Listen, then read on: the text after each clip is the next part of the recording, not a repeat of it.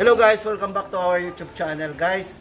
Para sa latest update po natin kay Samsung guys, ito kasama natin yung promoter si Edward. Guys, sa mga nagtatanong nga pala ng latest update po para sa mga model po ni Samsung, especially guys sa kanilang mga entry level. Guys, ito may mention po tayo mga entry level po nila, yung mga bagong release.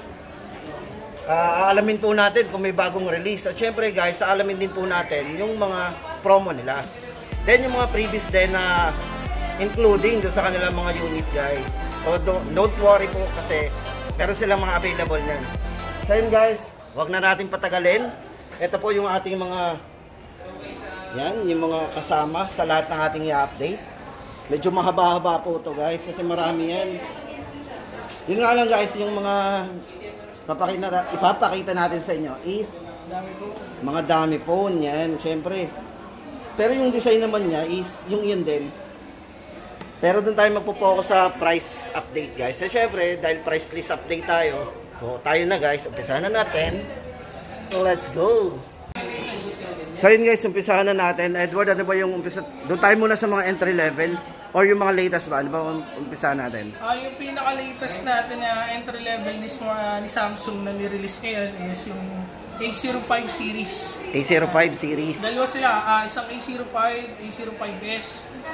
Ito ay, start tayo kay A05. A05. Yung A05 na model is dalawang klase siya. 128 gig. And then 64 gig internal storage.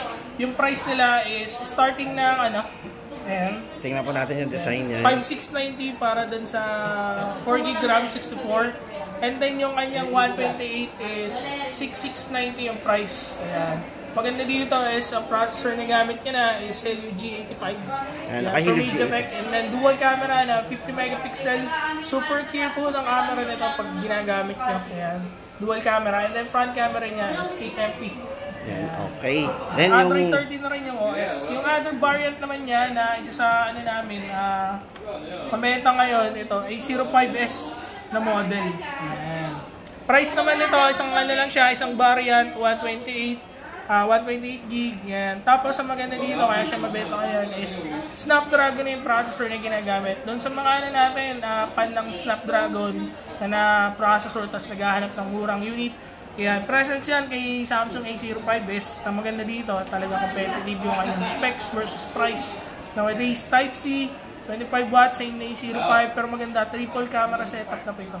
Yan, okay. 50 megapixel, yan, main cam, portrait camera, nagamit niya, and then macro lens camera, and then 13 megapixel front camera with 90 Hz refresh rate.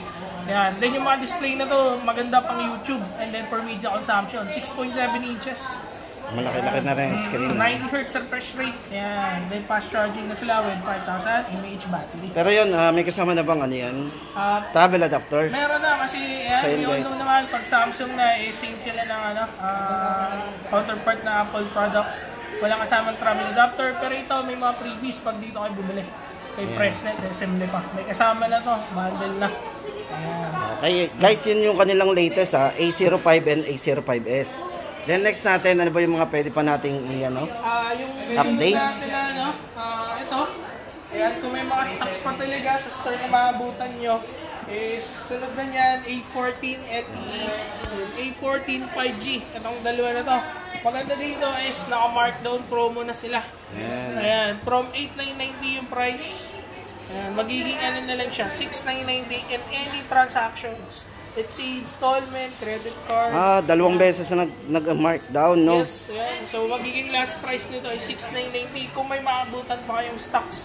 Ayan, nakakaubusan na rin. Yes, kasi sobrang baba na rin ang price ng unit ngayon. Si Galaxy A14 guys, ito si Galaxy A14, naka-sale po yan. 128 na rin internal storage, Full HD+. Ayan. One thing na maganda sa camera niya is, yun talaga pinaka-main features camera. Triple camera din yan. 50 megapixel, ayan, main shooter. Meron siyang ultra-wide camera na 5 megapixel and 2 megapixel na macro lens. Front camera, 13MP. So yun guys, price update natin dito, naka-sale to Galaxy A14 4G. So ito yung LTE yan. LTE, meron din siyang 5G ito. So for 5G naman guys, ito. Pag 5G naman, from 12,990 yung price niya is magiging 10,990. Ayan, yun ang maganda sa model. Kasama siya sa promo, hindi lang naka-markdown yan. Hindi lang discounted na rin siya. 10,990 yung magiging price niya. Ayan, from 12,990. Any transaction, apply din yung discount. Tapos, with travel adapter din naman silang previous din. So guys, ito yung 5G yan. Yun din, triple camera system pa rin siya. Ayan. Mas maganda yung mga camera na ganito kasi versatile. Any subject na picturean mo, mayroong dedicated camera para gawin yun. Okay. So yun guys, ang update natin for Galaxy A14 5G. So Edward, ano pa ba yung pwede natin? So sa mga A54. A54 naman, ito. Ito guys, A34 and A54. Itong dalawa na to is as of now ongoing pa rin yung promo natin sa kanya. Kapag bumili kayo is meron pa rin siyang kasama na ito. Free buds. Ayan. Galaxy Buds FE yung previous niya. With travel adapter pa rin. Ayan. What magkano ba yung mapiprevious natin? Ito is to be exact price niya is 5,490. Bagong buds to ni Samsung na ni-release. Ngayon lang din December. Tapos parehas yun pag binili nyo, any transaction kasama rin sila basta may stocks pa nun. Maganda sa buds na to is not, hindi siya ordinary buds lang. Active noise cancellation. Ayan. 3 levels. Ayan. Automatic. May ambient mode. Yung nagpapalit ng from noise cancellation to ambient para naririnig mo pa rin. Nag-automatic na yun. Meron. And then 3 mic system. Maganda dito for better voice pickup kapag gamit mo siya for video calling or regular phone calls. Yun ang maganda sa na to. So sa previous na yon, si Galaxy, Galaxy Buds FE. Ito yan, Galaxy Buds FE. Yan po yung mapiprevious natin. And then travel adapter para dun sa dalawa na yan. So yun guys, dito may kasamang travel adapter and Buds FE, yung bago pong release na affordable na Buds. So ano pa ba, Edward, ang pwede natin? Ito, any mode of payment to, no? Cash.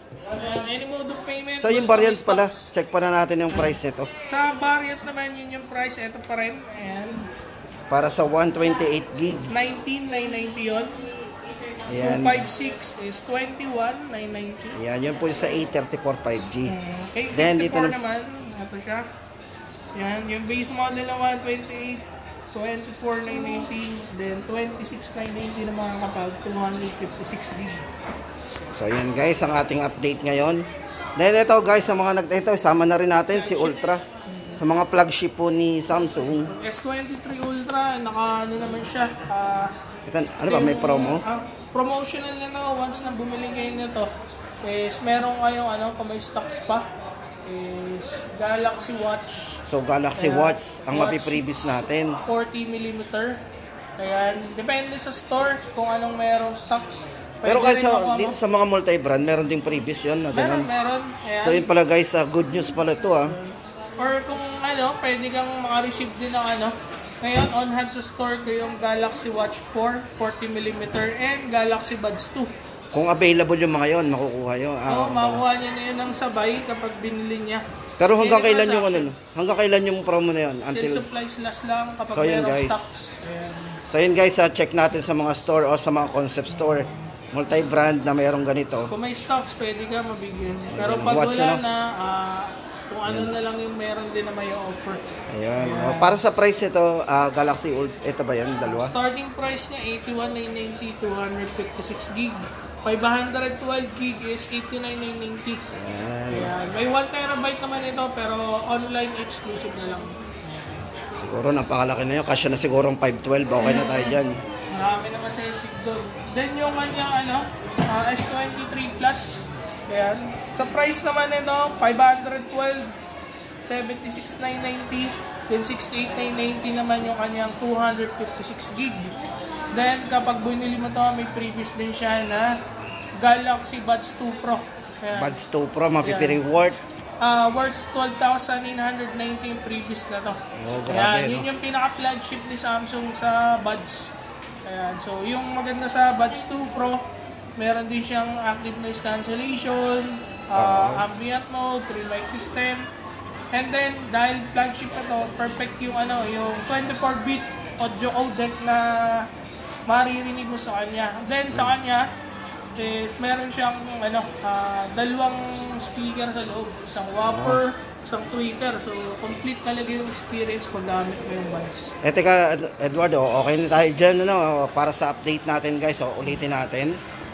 Yan, 68,990 sa 256. Then sa 512, 76,990. Yan po si Ultra. Sorry. S23 Plus. S23 Plus. Base model din, same previous lang din ang Plus. So ito naman si S23, ito yung very handy Magkano yung available na price natin yan? Pag 256 gig is 57,990. 57,990. Ito may 128 ito, 53,990. Same previous lang ng S23 Plus pag ito rin ang binila mo. Tapos meron tayong may mga nagtatanong sa atin, meron daw bang iba ilalabas? Pwede na ba kayong mag-ano yan?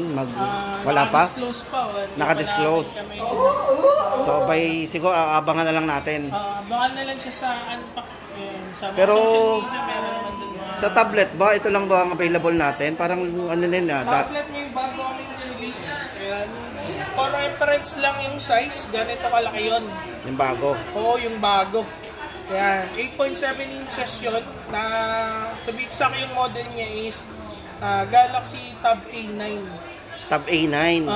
Yan. Dalawang klase din yan. Isang Wi-Fi version and LTE version yung nalalagyan ng SIM. So kung naghahanap kayo ng murang tablet, maximize yun na kayo kasi naka-promo sa amin Christmas sale hanggang New Year, hanggang 31 yung promo. Ang starting price ng Wi-Fi ay 8,990 pero naka-discount siya ng 1,500. So magiging ano lang yun? 7,490. 7,490 hanggang 31. Hanggang 31, any transaction din yun. Tab A9. Yan, Wi-Fi. Then yung kanyang naman, LTE version is ang price nun 10,990, discounted siya ng 2,000. Magiging 8,990 naman yun. Grabe na. Ayan. Kung curious kayo doon sa internal storage niya is 4GB RAM, 64GB parehas. Mataas na processor yung dineclare ng Armia na gaming processor na Helio G99. Yun na meron doon. So hindi ka naman pag-iwanan sa performance kung tablet lang din ang usapan. So yun guys bali ang hawak lang natin dito is A-Lite, sample lang yan A7 sample Lite. For reference. For reference lang. Tab A9 yung ating pinag-uusapan. Tab A9 yan, wala kasi tayong actual sample. Pero pwede nyo naman i-search na sa internet. Marami na kayo makikita doon na picture nun. And review sa tablet. So Edward, saan ba tayo pwedeng Kung Samsung products din, lahat ng mga nabantahan. Available lahat nyo dito sa Presnet SM Lipa. Second floor ng Cyberzone. Punta lang kayo dito.